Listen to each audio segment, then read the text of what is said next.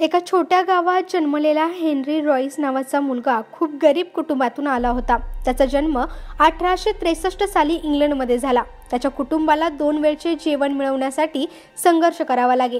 त्याच्या वडिलांचा व्यवसाय अपयशी ठरला आणि त्यामुळे हेनरीला लहानपणीच काम करण्याची वेळ आली। हेनरीने शिक्षणाच्या अभावामुळे लहान वयातच विविध कामे केली। तो वृत्तपत्रे विकायचा, शेतात मजुरी करायचा आणि एका धान्याच्या दुकानात काम करायचा। पण त्याला नेहमी एक गोष्ट ठाऊक होती, मेहनतीमुळे जीवन बदलू शकते। कष्ट करता करता हेनरीने इंजिनिअरिंगची आवड जोपासली। त्याला मशीन आणि तंत्रज्ञानाबद्दल खूप कुतूहल होते।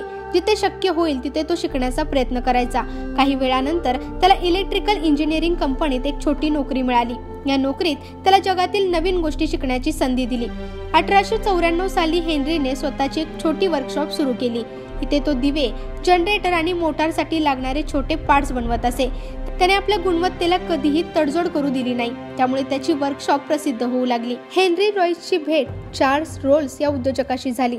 चार्ल्सला कार बनवण्याची खूप आवड होती, पण त्याला तांत्रिक ज्ञानाची गरज होती।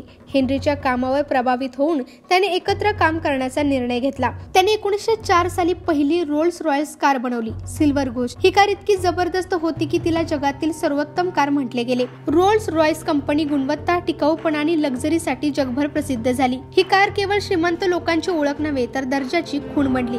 हेनरीच्या कष्टामुळे आणि त्याच्या गुणवत्तेच्या धड्यामुळे रोल्स रॉयस आजही एक आदर्श ब्रँड आहे। हेनरी रॉयसची कथा आपल्याला शिकवते की परिस्थिती कितीही कठीण असली तरी मेहनत आणि चिकाटीने आपण यश मिळवू शकतो।